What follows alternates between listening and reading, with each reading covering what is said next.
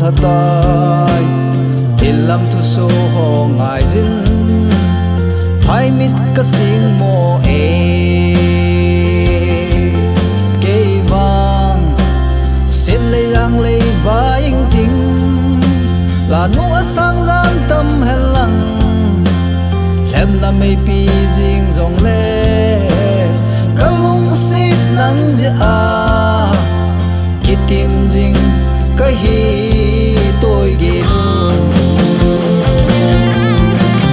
khan dong mel hai na hi ji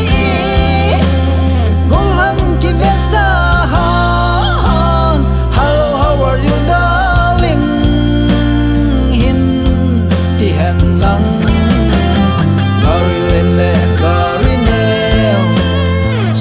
pa in hem zong le na lung in gel zing in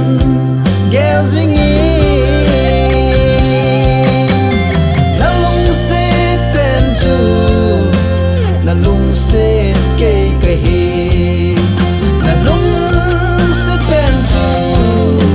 na u ke ke hi ze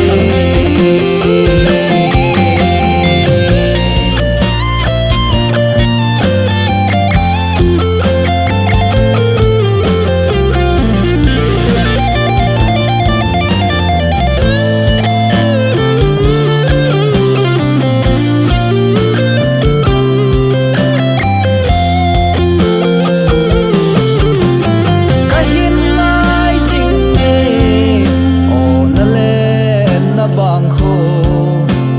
neo lai ai ki chip na kang ta lai ya ki to lai hong zo la som sel no cha bu jin zen a chun no nga ya bu te bo akum ki na ki le le na ki ta na chu ke di zing ka ni no bangin hin basaki no